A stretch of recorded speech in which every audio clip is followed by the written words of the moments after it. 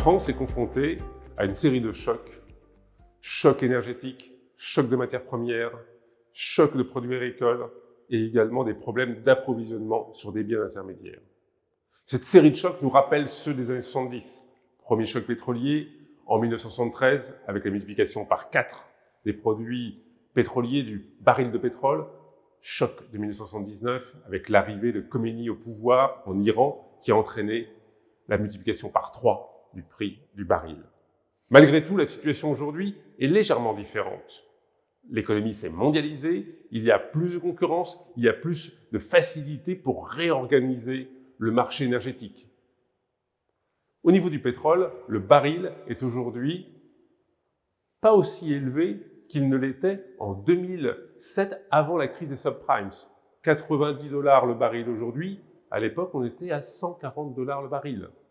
Donc aujourd'hui le choc pétrolier n'est pas celui que l'on croit.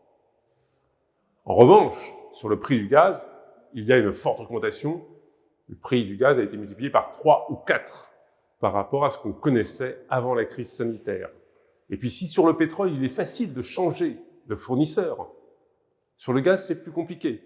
On était approvisionné essentiellement par la Russie, avec des gazoducs, et il faut aujourd'hui s'alimenter avec des méthaniers, avec du gaz liquéfié. Il faut des terminaux spécifiques, et c'est pour ça qu'aujourd'hui, il y a un problème sur le gaz qui va mettre, on va dire, plusieurs mois, peut-être une année, à se résoudre.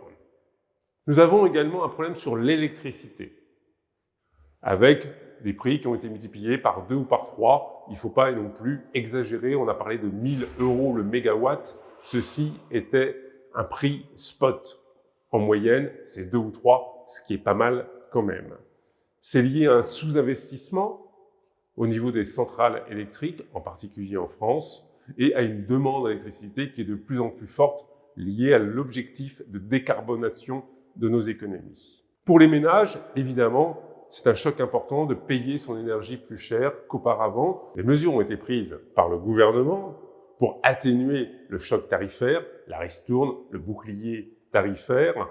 Ça limite la facture donc énergétique pour les ménages. En 2023, il y aura une évolution. Ce seront des mesures, on va dire, en fonction donc du pouvoir d'achat des ménages.